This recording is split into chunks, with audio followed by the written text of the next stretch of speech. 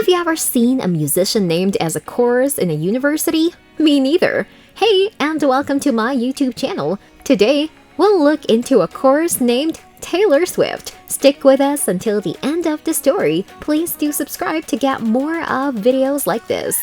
Taylor Swift has established herself as one of the music industry's most brilliant entertainers and a pioneer of self-advocacy during the last 15 years or more. Her work spans numerous genres, and her narrative songwriting, which is frequently influenced by her personal experiences, has gotten her a lot of press and critical acclaim. Now, the Clive Davis Institute of Recorded Music at New York University's Tisch School of the Arts is offering a new course that will go into every aspect of her still developing legacy. The program began on January 26, 2022 and will end on March 9, 2022. Brittany Spanos, an NYU alum and Rolling Stone staff writer who has covered Swift for years, is teaching the course, according to Variety. In the first place, it was Spanos' idea in the first place. Spanos, who previously attended New York University and took classes at Clive, said that teaching at her alma institution has always been a dream of hers. I've been writing about Taylor Swift since I started my profession a decade ago,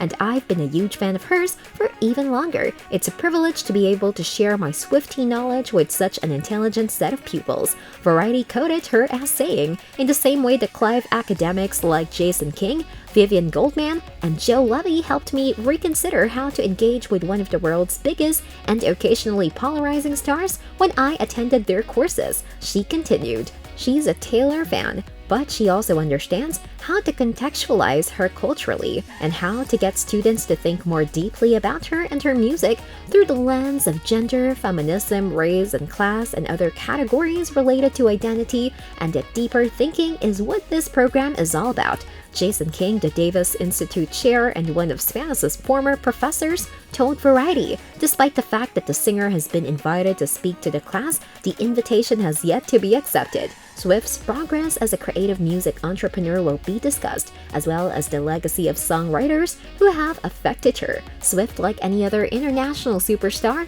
has a large and loyal fan base to Swifties, as well as a slew of haters. According to the course description, the class will deconstruct both the appeal and aversions to Taylor Swift through close readings of her music and public discourse. Students will also learn about how other pop and country songwriters have influenced her, how she stayed current and successful as the music industry has changed, and how whiteness and teen girlhood have influenced her career. Students will gain and appreciate an understanding of Taylor Swift as a creative music entrepreneur. Students will learn to dissect how her artistry and composition have helped her establish a lasting presence in an ever-changing music business. Students will learn about the lineage of pop and country composers who influenced Swift, as well as pop music histories, debates on prodigies. Students will learn how youth and girlhood themes are frequently used in the media and music industries. Students will study the politics of race in modern popular music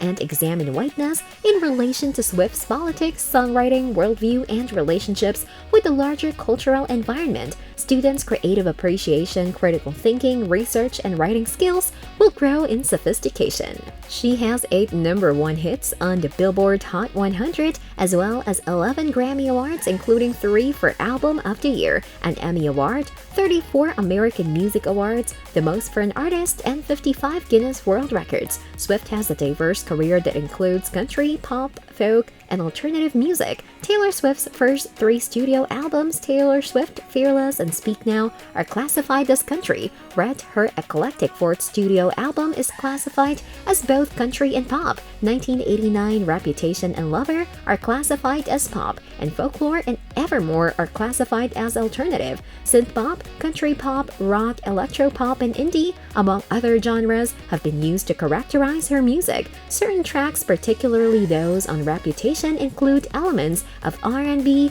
EDM, hip-hop, and trap. Swift's musical instruments include the piano, banjo, ukulele, and different guitars. Swift referred to herself as a country performer until 1989, when she released her first sonically unified pop album, 1989. She was named to Rolling Stone's 100 Greatest Songwriters of All Time list in 2015 and Billboard's Greatest of All Time Artists list in 2019, as well as other lists such as Time 100 and Forbes Celebrity 100. Swift has been honored for her impact career as well as advocacy of artists' rights and women's empowerment in the music industry, having been named Woman of the 2010s Decade by Billboard and Artist of the 2010s Decade by the American Music Awards. She could be played on the country station, but she's one of the few genuine rock stars we've got these days, Rolling Stone observed. Swift cranks melodies out with the pitiless efficiency of a Scandinavian pop factory. According to The Guardian, Swift has been labeled as a musical chameleon